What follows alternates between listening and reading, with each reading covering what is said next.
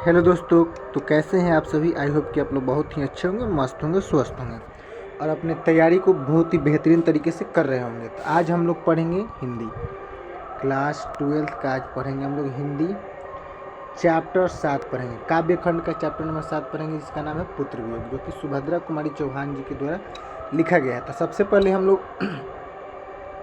पुत्र वियोग जो है हम लोग का, ये जो कि कविता है, ठीक है ना, एक शोक गीत है, कविता नहीं है। एक क्या है, शोक गीत, शोक गीत। क्योंकि इसमें क्या होता है कि बताया गया है इस कविता में, इस शोक गीत में, कि कवि सुभद्रा कुमारी चौहान के जब एक पुत्र जो उनका है मर जाता है तो उनके ऊपर क्या बीतता है। तो आइए सबसे पहले हम लोग परिचय के बारे में पढ़ते हैं, है ना।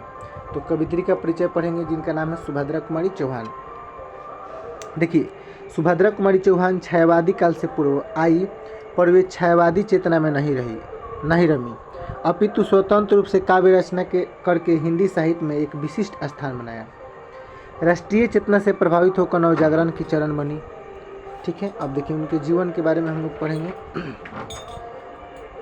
सुभद्रा जी का जन्म 16 अगस्त 1904 ईस्वी में उत्तर प्रदेश के इलाहाबाद जिले के निहालपुर गांव में हुआ था। ठीक है, निहालपुर गांव में होते एग्जाम में ये क्वेश्चन पूछेगा कि सुभद्रा जी का जन्म कब हुआ था। 16 अगस्त 1904 ईस्वी में।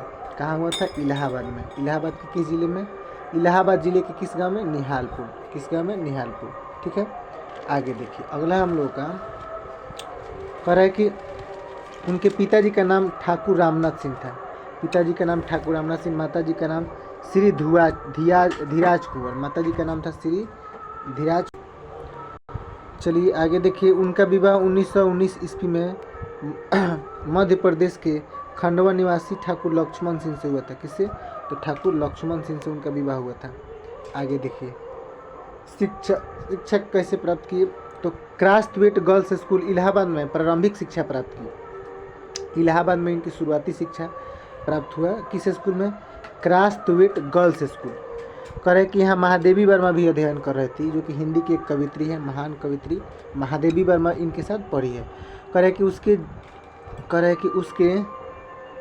उसके द थियोफिजिकल स्कूल वाराणसी में कक्षा 9 तक की शिक्षा पाई और आगे की शिक्षा छोड़कर असहयोग आंदोलन में कूद पड़ी। यानी कि जो थी सुभद्रा कुमारी चौहान वाराणसी स्कूल में कक्षा 9 तक पढ़ी है और उसके बाद शिक्षा छोड़कर असहयोग आंदोलन में क्या है, कूद पड़ी है।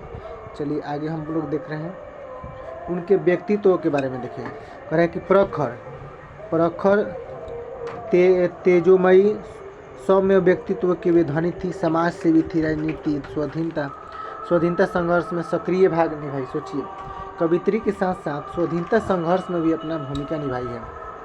करे कि अनेकों बार कारावास यात्रा की, वाह, जेल भी गई है, बहुत बार ये जेल भी गई है। मध्य प्रदेश से करे कि मध्य प्रदेश से एमएलए भी चुनी गई। वाह, देखिए एक व्यक्ति अपने जीवन में क्या क्या नहीं बन जाता। अगर मेहनत करे तो हर चीज़ पा सकते हैं।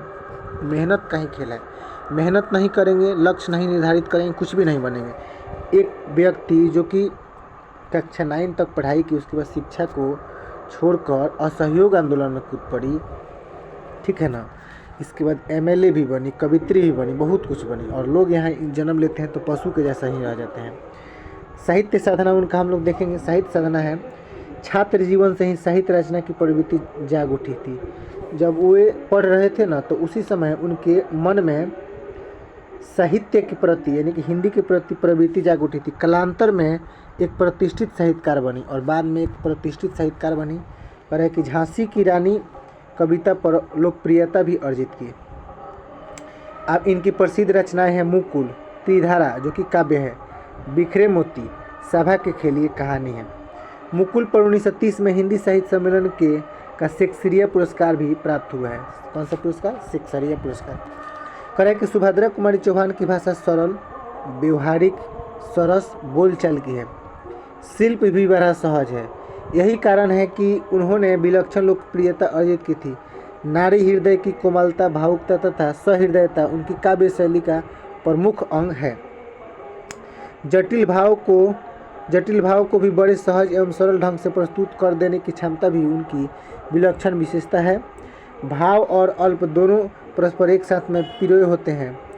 कुछ भी अस्वाभाविक नहीं लगता, सब कुछ बड़ा सहज है। लोकगीत